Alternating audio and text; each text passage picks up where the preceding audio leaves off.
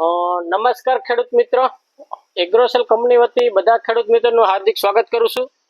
અત્યારે અમે ઉના તાલુકાની અંદર અમોદરા ગામની અંદર આવ્યા છે, જ્યાં વૈજ્ઞાનિક રીતે કોકોનટ એટલે કે જેમ કે નારિયેળીની ખેતી કરે છે અને નારિયેળીની અંદર એમનો ઘણો બધો અનુભવ છે।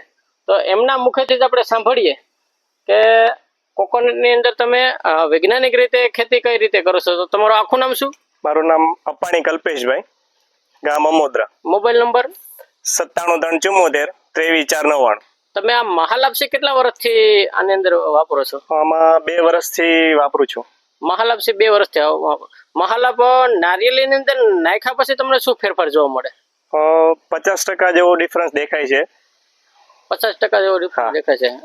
મહાલાપ નાખ્યા પછી સાઈઝ ત્રોપાની અંદર ત્રોફાની સાઈઝ સારી થાય, પછી ક્વોલિટી સારી બને, ટૂંકમાં ક્વોલિટી સારું। ખરણની અંદર કેવું એમાં ખાસો એવો ફેર પડ્યો। પછી જે તમે આ જે નારિયેળી છે એને મહાલાપ આપો છો કઈ રીતે? એને હું તો ટોટલ ડ્રીપમાં જ આપું છું બધું, અને 3 થી 4 થી 5 ફૂટ દૂર જ આપવાનું એને, ટૂંકમાં। અડીચે મરે છે નથી? ના ના, અડીચે પછી જે 3 થી 4 થી 5 ફૂટ આપો છો। બીજું તમે નારિયેળી વિશે તમારો અનુભવ કેવો રહ્યો? નારિયેળીમાં જનરલ આમ ગણો ને તો જો ક્લાઇમેટ ને બધું સરખું હોય તો બહુ સારું પડે, અને મહાલાભમાં પોટાશની જરૂરિયાત બહુ રહે છે નારિયેળીને। અને આમાં જે આવે છે ને એ ટૂંકમાં અવેલેબલ ટાઈપનું જ હોય છે કે જે પાણીમાં નાખો એટલે તરત ઓગળી જાય, સરળતાથી ડ્રીપમાં આપી શકીએ આપણે ગમે ત્યારે આપવું હોય ત્યારે। અને વો કરતા આપણે 50% જ જોઈએ પ્રમાણમાં, રિંગ કરવાની જરૂર એ પણ રહેતી નથી, એટલે એ ખર્ચો બચે। હા, મહેનત બચી જાય ઘણી।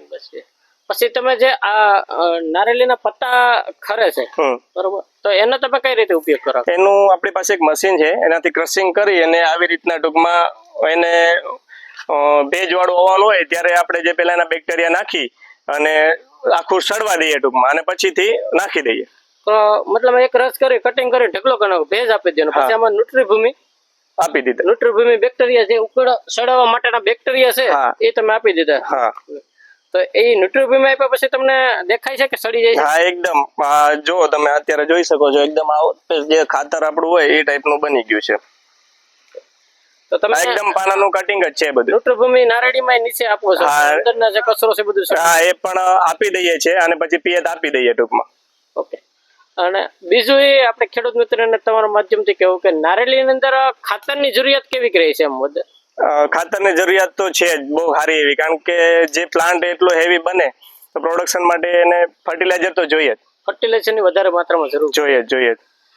કોકોનટ છે તો એના માટે આપણે કહીએ કે પ્રેગ્નન્સી છે વધારે રહી છે, કાયમી માટે પ્રેગ્નન્સી કોકોનટ માટે વધારે રહી છે, તો એટલા માટે થઈને એને જે પ્રેગ્નન્સીમાં હોય એને ખોરાકની વધારે જરૂર પડે, તેમ કોકોનટને પણ વધારે જરૂરત હોય છે। જનરલ અહીંયા બધા કેવું કરતા હોય કે નાખતા હોય, પણ એક હારે નાખી દો તમે તો એનો કોઈ મતલબ નથી। ટૂંકમાં એને વીકલી અથવા તો તમે એક મંથલી એવી રીતના તમે આપો, થોડું આપો,